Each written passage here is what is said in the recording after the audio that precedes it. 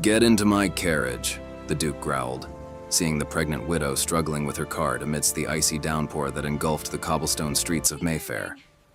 Arthur Pendleton, the 9th Duke of Blackwood, had not intended to stop his polished dark carriage on that bitter November afternoon in 1888, yet the sight of a woman bending beneath the crushing weight of a wooden handcart filled with soaked linens made his chest tighten with an uncharacteristic pang of urgency. Rain lashed against the glass lanterns of his coach, casting long, flickering shadows over the pristine facades of London's most exclusive neighborhood. Through the curtain of water, Arthur recognized the soft, determined line of her jaw despite the mud splattered across her wool coat, and the undeniable swell beneath her mended apron. It was Clara Vance, the widow of his late disgraced cousin, a woman who should have been living in the comfort of a country estate, now reduced to hauling heavy loads through the freezing slush of the capital. The air inside the carriage smelled of rich leather, pipe tobacco, and the faint, comforting scent of polished mahogany, a stark contrast to the biting cold that invaded the cabin the moment Arthur threw open the door. Clara froze, her gloved hands locked around the wooden handles of the cart, her knuckles white from strain and cold, her dark eyes, framed by wet tendrils of mahogany hair escaping her bonnet, met his with a mixture of pride, exhaustion, and sudden alarm. She took a step back, her boots sinking into the icy slush of the gutter, her chest heaving as she tried to catch her breath. For you, Clara.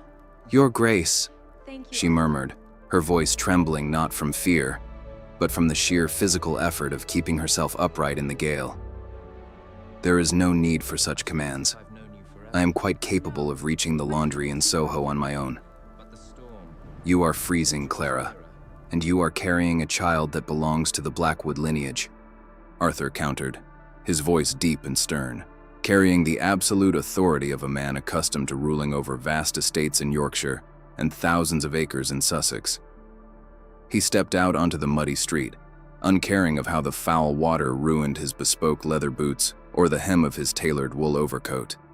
He moved with a broad-shouldered, imposing grace, grabbing the wooden frame of her cart with one hand and effortlessly pushing it toward the curb, out of the way of passing hansoms. He turned back to her, offering a gloved hand, his dark blue eyes searching her pale, rain-streaked face. "I will not stand here and debate propriety while you collapse in the gutter. Get into the carriage before the frost takes hold of you both." Clara hesitated, her pride a sharp armor she had worn continuously for the 6 months since her husband, Lord Julian Pendleton, had died in a tragic and suspicious riding accident in Surrey. Julian had left behind a mountain of gambling debts, a ruined reputation, and a widow carrying an heir he would never meet. The grand Pendleton family, led by Arthur's cold and calculating mother, the Dowager Duchess, had swiftly cast Clara out, labeling her an ambitious commoner who had tricked Julian into an unequal marriage. Clara had refused their meager, humiliating pittance, choosing instead to vanish into the crowded, unforgiving streets of London, working as a seamstress and laundress to keep a roof over her head. But today, with the biting wind cutting through her threadbare shawl and a sharp, terrifying ache radiating through her lower back, her defenses began to crumble. Sensing her hesitation, Arthur did not wait for her pride to surrender. He stepped closer, the heat of his presence breaching the freezing air between them, and gently wrapped his arm around her waist, easing her up the carriage steps. The moment Clara sank into the velvet-upholstered seat, a shiver violently racked her frame. Arthur climbed in after her, slamming the heavy wooden door shut and shutting out the howling wind. He immediately grabbed a thick wool blanket from the bench opposite and draped it over her trembling shoulders, his large, warm hands lingering for a fraction of a second near her neck as he adjusted the fabric. The silence inside the cabin was thick, broken only by the rhythmic drumming of rain on the roof and the soft, ragged sound of Clara's breathing as the heat of the carriage began to thaw her frozen skin. "Where were you going?"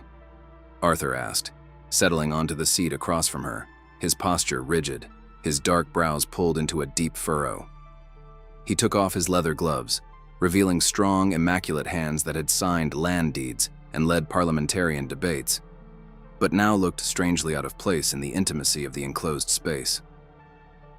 To the commercial laundries near Oxford Street, Clara replied softly, clutching the wool blanket around her chest, trying to shield the heavy curve of her stomach from his piercing gaze. I had a delivery to complete. If I do not deliver those linens dry and washed, I am not paid for the week's work, and I must pay the landlord by tomorrow evening, Your Grace. Arthur let out a harsh, bitter breath, leaning back against the leather cushion. Your Grace, he repeated, the title sounding hollow and abrasive on her lips. Once you called me Arthur. When Julian brought you to the summer ball at Blackwood Manor. You were a rector's daughter then, full of life and spirit, not a martyr dying in the mud of Mayfair. He looked at her closely, noting the dark shadows beneath her expressive brown eyes, the hollows in her cheeks, and the fierce, defiant light that still burned in her gaze despite her obvious suffering. My cousin left you with nothing because he was a fool who squandered his fortune on cards and horses. But he was still a Pendleton, and you are carrying his child. It is an insult to the family honor that you are living like a beggar. Honor? Clara laughed, a breathless, sad sound that lacked any real mirth. She looked out the rain-spattered window at the passing grand townhouses of Mayfair, where warm gaslights glowed behind lace curtains. Your family's concept of honor was offering me £50 to sign away all maternal rights to this child the moment it is born, so the Dowager Duchess could raise it away from my unfortunate influence. I refused then, and I refuse to be treated as a disgraced burden now. I do not want your pity, Arthur. It is not pity, Arthur snapped, his voice echoing in the small compartment with a raw intensity that caught them both off guard. He caught himself, exhaling slowly through his nose, forcing his composure back into place. It is responsibility, and perhaps concern. He looked away for a moment, staring at the polished wood paneling. The truth was far more complex than mere family duty. Ever since Julian had brought Clara to Yorkshire 3 years ago, Arthur had been haunted by her. Her sharp wit, her quiet grace, and her genuine kindness had captivated him at a time when he was surrounded by shallow debutantes vying for his duchy. He had concealed his feelings beneath a mask of aristocratic indifference, respecting his cousin's marriage, but her sudden disappearance after Julian's death had left a hollow void in his life that no social season or political triumph could fill. The carriage lurched as it turned off the main thoroughfare, moving toward the grand residential squares of Kensington. Clara looked out the window in sudden panic, realizing they were not heading toward Soho. Where are you taking me? Arthur, my cart, my work. The cart will be fetched by my footman and returned to your landlord with a payment that will cover your rent for the next 5 years, Arthur said calmly, though his eyes held an iron resolve. I am taking you to my private townhouse in Kensington. You will be attended by a physician, you will have warm food, and you will rest. I cannot stay at your home, Clara exclaimed, her voice rising in desperation as she leaned forward, her hands instinctively clutching her abdomen. Do you have any idea what the scandal sheets would do with such news? The widowed Lady Pendleton harbored in the private residence of the unmarried Duke of Blackwood. Your mother would destroy what little reputation I have left, and the society hostesses would banish me forever. Let them try, Arthur said coldly, his jaw setting in an unyielding line. I rule the House of Blackwood, not my mother, and certainly not the gossips of Mayfair. You are weak, Clara. Look at your hands. They are bleeding from the rough rope of that cart. Clara looked down at her small hands, noticing for the first time the raw, crimson cracks where her wet skin had torn against the rough wood. A tear escaped her lashes, trailing down her cheek before she could wipe it away. The physical exhaustion, combined with the sudden warmth of the carriage and the overwhelming force of Arthur's protection, threatened to shatter her carefully constructed strength. Why are you doing this? She whispered, her voice breaking. You owe me nothing. Julian owed you thousands when he died. Why help the woman who brought embarrassment to your house? Arthur leaned forward, reducing the space between them until she could feel the heat radiating from his body. His dark eyes softened, dropping the aristocratic mask for a brief, mesmerizing second.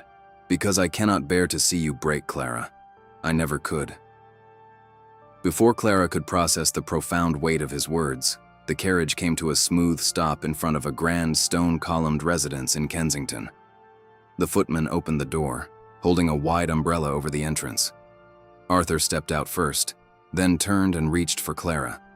As she slid forward to meet him, a sudden, sharp spasm of pain coursed through her lower abdomen, causing her to gasp aloud and clutch Arthur's shoulders tightly. She went pale, her weight collapsing entirely against his broad chest. Arthur caught her instantly, gathering her up into his arms as if she weighed nothing at all, cradling her against his heart as he carried her up the marble steps of the manor, past the astonished bowing servants, and into the grand fire-lit entrance hall.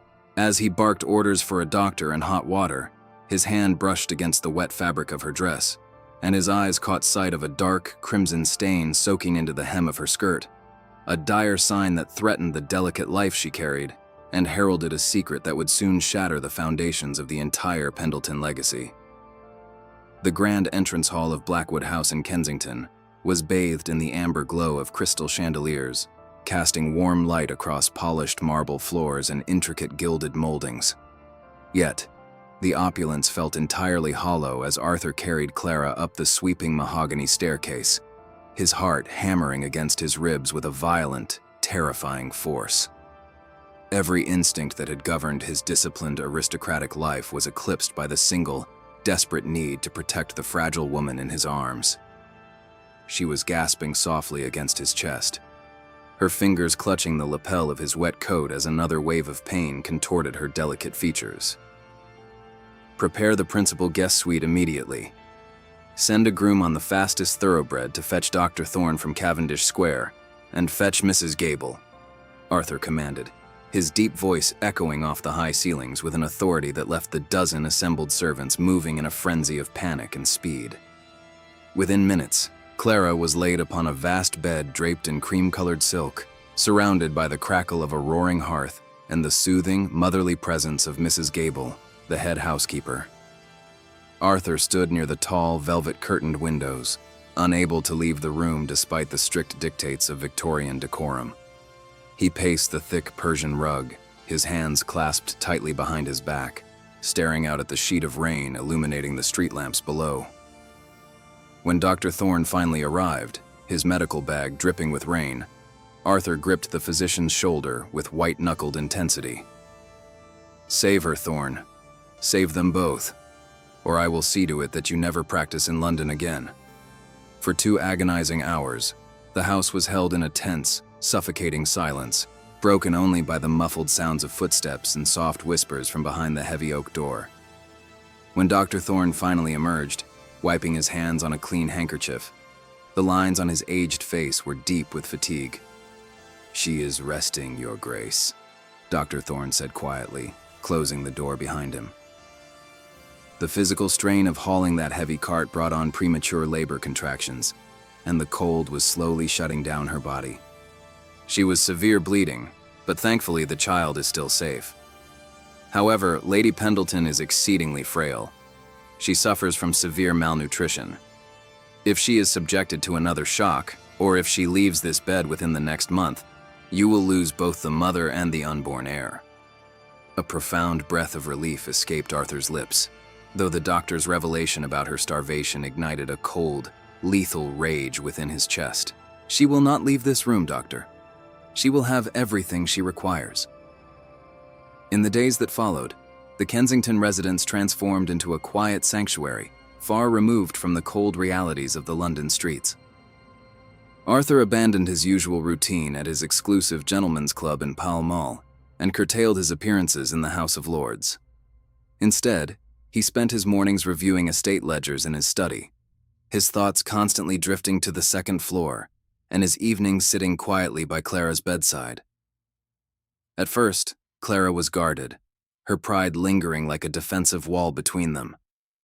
Whenever a maid brought in silver trays burdened with rich broths, roasted meats, and delicate pastries, Clara would stare at the abundance with a mixture of sorrow and hesitation. But as the color slowly returned to her cheeks, and the warmth of the grand room thawed her spirit, the icy reserve between her and the Duke began to melt into something far deeper and more dangerous. One rain-swept evening, a week after her rescue, Arthur entered her chamber carrying a leather-bound book of poetry.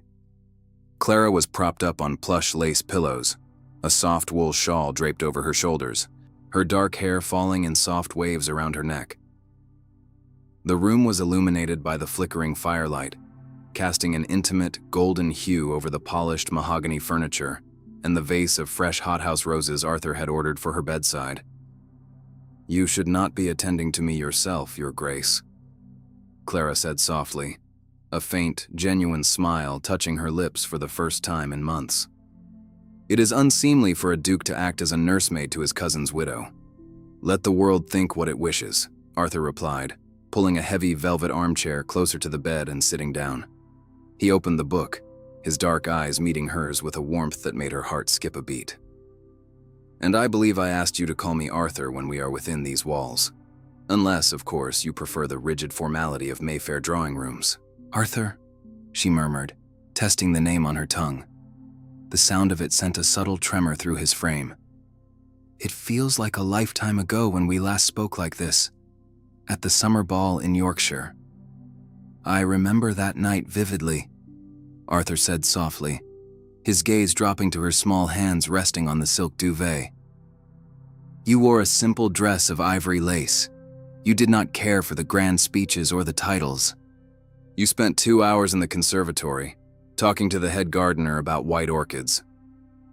Clara laughed softly, a bright musical sound that filled the room and made Arthur's chest swell with an aching tenderness.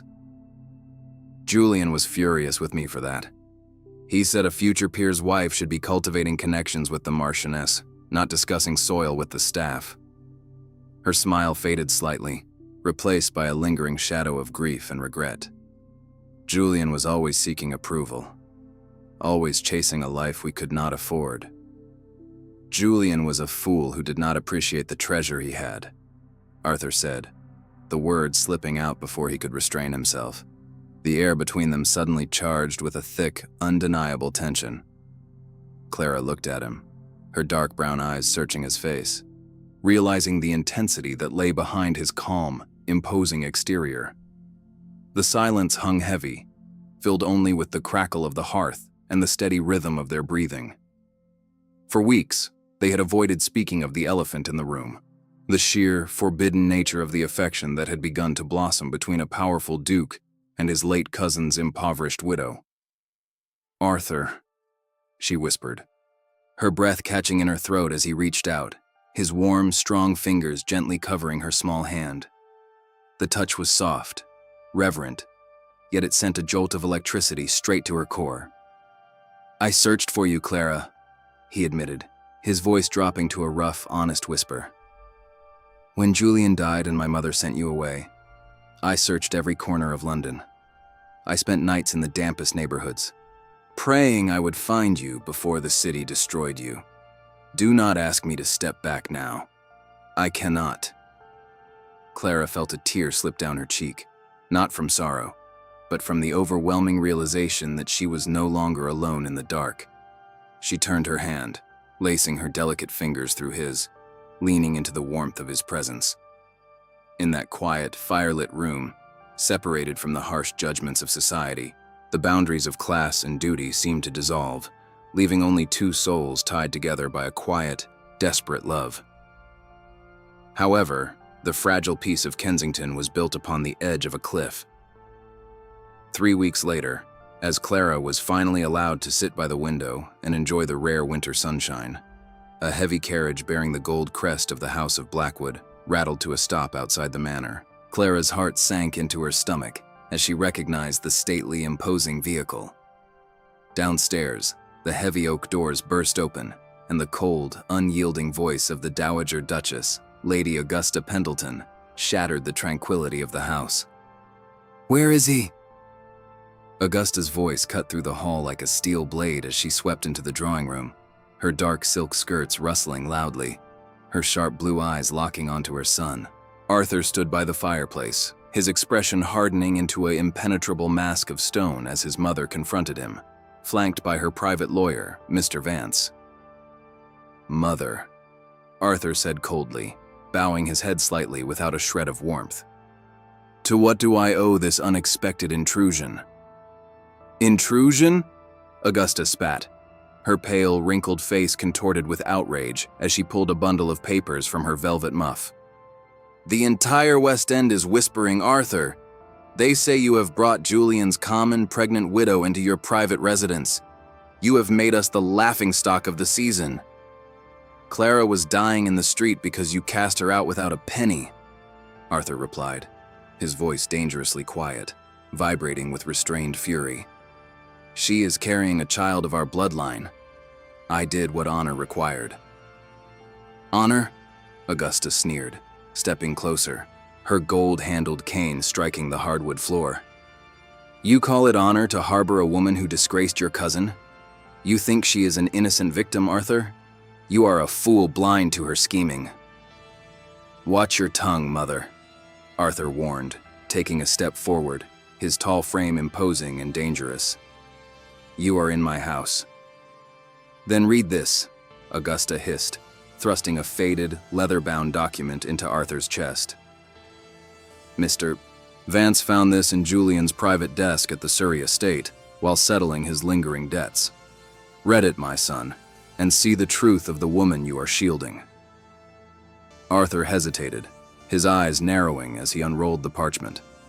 The document bore the official seal of the parish of St. Jude in Sussex, dated 4 years prior, a year before Julian had ever introduced Clara to the Pendleton family. As Arthur's eyes scanned the elegant copper-plate handwriting, his blood ran cold, and the solid ground beneath his feet seemed to give way. The document was a secret, binding marriage certificate between Lord Julian Pendleton and an unknown low-born seamstress named Mary Higgins in Sussex, a marriage that had never been legally dissolved. Augusta stepped closer, a venomous, triumphant smile curling her thin lips as she whispered the devastating truth that would shatter Clara's life forever. Julian was already legally married when he stood at the altar with Clara Vance. Her marriage was a complete, criminal sham. She was never his wife, and the child she carries in her womb is an illegitimate bastard with no right to the Pendleton name, title, or wealth. The words struck Arthur with the force of a physical blow, reverberating through the vast drawing room like thunder. He stared down at the crisp parchment in his hands, tracing the raised wax seal of the parish of St. Jude with a thumb that trembled despite his fiercest effort at control. The signature was unmistakably Julian's, the erratic, elegant flourish of a man who lived without regard for consequences. Beneath it lay the frail, uncertain signature of Mary Higgins. "This is impossible," Arthur said, his voice dropping to a low, dangerous pitch that barely concealed the tempest brewing within his chest. "Julian was a reckless gambler, mother, but even he would not have committed bigamy. It is a transportation offense, a crime that would have destroyed him. Julian was a desperate coward who thought he would never be caught," Augusta declared, stepping closer, the rustle of her dark silk gown sounding like dry leaves in a winter wind. Her cold eyes gleamed with a terrifying, triumphant satisfaction. "He married that girl in Sussex when he was 21 to satisfy a fleeting passion, then paid her family off to keep her hidden in the country when he realized he needed a fortune to cover his debts. When he met Clara, the rector's penniless daughter, he lied to her, lied to the church, and lied to us. Clara's entire existence as Lady Pendleton is a lie, Arthur. She is nothing more than a ruined woman carrying an illegitimate child." "Silence!"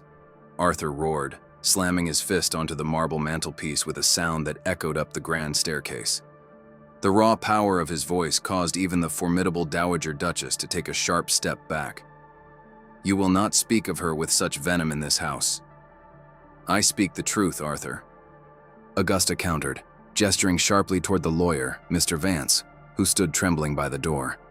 "The law is absolute.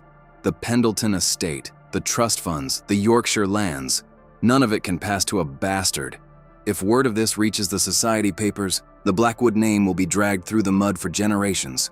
Queen Victoria herself would banish us from court. You must throw that woman out this instant before the scandal consumes us all." Unknown to either of them, Clara was standing at the top of the grand staircase, her hand clutching the carved mahogany balustrade so tightly her knuckles turned bone white. She had heard the raised voices and had slowly made her way down, her heart filled with dread. Every cruel word had carried up the open foyer, striking her chest like iron shrapnel. A sham. Her entire marriage, the promises whispered under the stained glass windows of her father's quiet country church, the years of enduring Julian's volatile temper, the shame of his debts, had been a monstrous lie. She was not a widow. She had never been a wife. And the precious child growing beneath her heart, the baby she had nearly sacrificed her life to protect in the freezing streets of Mayfair, was branded by the law as a nameless outcast. A faint, gasping cry escaped Clara's lips. Down in the hall, Arthur's head snapped toward the staircase. His heart plummeted as he saw her standing on the landing, her face devoid of all color, her eyes wide with unutterable agony. "Clara!" Arthur sprinted up the stairs, taking them 3 at a time. But as he reached the landing, Clara stumbled backward, her hand pressed against her chest as if trying to keep her heart from bursting. "Do not touch me!" she whispered, her voice cracking with a sorrow so deep it shattered Arthur's soul. She pulled back from his reaching hands, her body shaking uncontrollably. "Is it true? Tell me. Please, Arthur. Tell me it is a terrible mistake." Arthur looked into her tear-filled eyes, his own throat tight with an unbearable ache. He could command armies of workers. He could influence the laws of the realm, but he could not alter the black ink written on the parchment in his coat pocket. "Clara, Julian betrayed us all. He hid this from you. You are innocent in this." "Innocent?" She laughed bitterly, a single hot tear spilling over her lashes and trailing down her pale cheek. "In the eyes of Mayfair, there is no such thing as an innocent woman in my position. I am ruined. My child is ruined." "Not while I breathe," Arthur swore fiercely, closing the distance between them and grasping her trembling hands, refusing to let her pull away. His dark eyes burned with an absolute, unyielding conviction. "Listen to me, Clara. You are under my protection. I do not care about the gossip columns, nor do I care about court protocol. I will secure a fortune for you and the child. I will protect you both from my mother, from the press, from the entire world if I must." From the bottom of the stairs, Augusta's voice cut through the air like a whip. "If you protect her, Arthur, you do so at the cost of your duchy. The Blackwood title carries moral obligations. The family trust contains a clause. If the reigning duke brings public dishonor upon the house through an unsanctioned association with an illegitimate line, the Council of Trustees can freeze the estate's liquid assets and lock Blackwood Castle. Then let them freeze it." Arthur turned, looking down at his mother with a deadly calm that sent a chill through the hallway. "I would burn Blackwood Castle to the ground before I cast this woman out into the snow again." Augusta gasped, appalled by the sheer madness in her son's voice. Seeing that she could not break Arthur's resolve through authority, she turned her venom back toward Clara. "If you have an ounce of decency left, girl, you will leave this house. If you remain, Arthur will lose his standing in Parliament, his fortune will be tied up in courts for decades, and his name will be ruined alongside yours. Is that how you repay his kindness? By dragging him into the gutter with you?" The dowager's words struck Clara with the precision of a dagger. She looked at Arthur, at his noble face, his fierce protective gaze. The man who had pulled her from the icy mud and given her warmth, dignity, and a love she had never dared to dream of. He was a duke, a leader of the realm, a man born to command. She could not allow him to destroy his life for a woman who possessed nothing but a ruined name and a broken heart. "Arthur," Clara whispered softly, her eyes fixing on his with a desperate, heartbreaking tenderness. "She is right." "No," Arthur begged, his voice laced with a sudden rare panic as he tightened his grip on her hands. "Clara, look at me. Do not listen to her." "I must," she replied, a strange, quiet calm settling over her despite the tears flowing down her face. "You have been my savior, Arthur. You gave me hope when I had none. But I will not be the chain that drags you down into darkness. I will not let you sacrifice your legacy for my shame." "You are not my shame, Clara." "You are the only truth I have found in this wretched, hollow world," Arthur declared, pulling her closer, his forehead resting against hers in a moment of raw, unvarnished passion. "I love you. I have loved you since the day you stood in the gardens at Blackwood Manor. I will not let you go." The confession hung between them, beautiful and tragic, illuminating the dark storm of their reality. Clara felt her heart swell with an overwhelming wave of love, but the realization of what that love would cost him only fortified her resolve. That night, a heavy snow fell over London, blanketing the grand mansions of Kensington in a shroud of white silence. Inside the manor, Arthur sat in his study, surrounded by stacks of legal volumes, working furiously alongside his own solicitors to find a loophole in the Pendleton Trust, determined to legitimize the child's inheritance and marry Clara, regardless of the social ruin it would bring. He worked through the small hours of the morning, fueled by a desperate, burning hope. At 3 o'clock in the morning, as the house lay wrapped in deep sleep, the door to the principal guest suite opened silently. Clara stepped out into the dimly lit hallway, dressed in her simple dark wool dress, a heavy velvet cloak wrapped tightly around her shoulders and her swelling stomach. In her hand, she carried a small leather valise. She walked with agonizing slowness down the carpeted stairs, avoiding the creaking boards she had memorized over the past weeks. She stopped outside the heavy doors of Arthur's study. Through the crack beneath the door, a faint sliver of yellow gaslight flickered. Clara pressed her hand against the cold wood, tears quietly streaming down her face as she silently bade farewell to the only man who had ever truly loved her. Leaving a single wax-sealed letter on the marble table in the grand hall, Clara unlatched the heavy front door. The icy winter wind rushed into the foyer, swirling snowflakes across the polished floor. Stepping out into the freezing, deserted night, Clara pulled her cloak tight against the blizzard and vanished into the white expanse of London, determined to bear her cross alone, unaware that the letter she had left behind contained a final, devastating secret regarding her own true lineage that would alter the destiny of the House of Blackwood forever. The bitter dawn broke over London under a shroud of white, the pale winter sun offering no warmth to the frozen city. Inside Blackwood House, the cold air rushing through the unlatched front door had long since extinguished the warmth of the entrance hall. Arthur stood by the marble table, his chest heaving, the unsealed letter trembling in his white-knuckled grip. Beside him, a shattered glass of brandy lay in fragments on the floor. When he had discovered her empty room at first light, panic had seized him like a physical vice, but the letter in his hands had completely shattered the reality he thought he knew. "My dearest Arthur," her elegant script read, blurred in places by dried tears. "To save you from the ruin your mother promises, I must surrender myself to the cold. But you must know the full truth of the burden I carry, not merely the fraud Julian inflicted upon me, but the secret my own father revealed on his deathbed. I am not the biological daughter of Thomas Vance, the simple rector of St. Jude. I was adopted as an infant in Sussex, born of a secret union between a daughter of the House of Blackwood and a local scholar. My true birth name is Clara Pendleton. Julian knew this.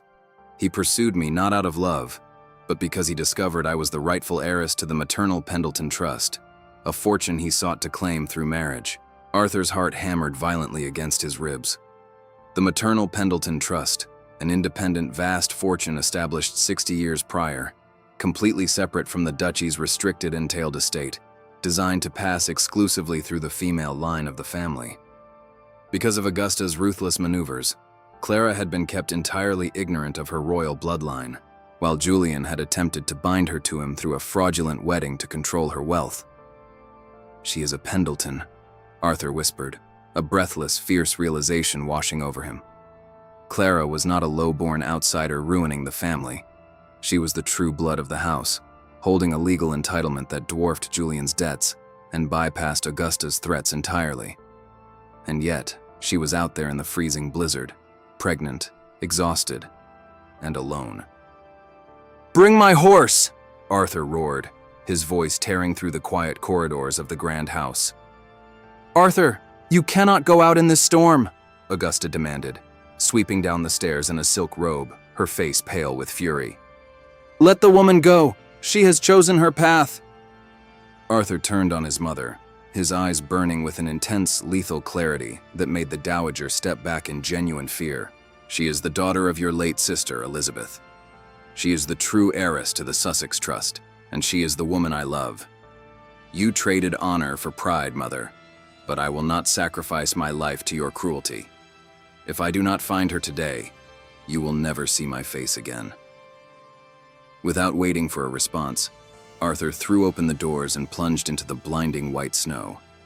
For 3 agonizing hours, Arthur rode his powerful thoroughbred through the frozen labyrinth of London.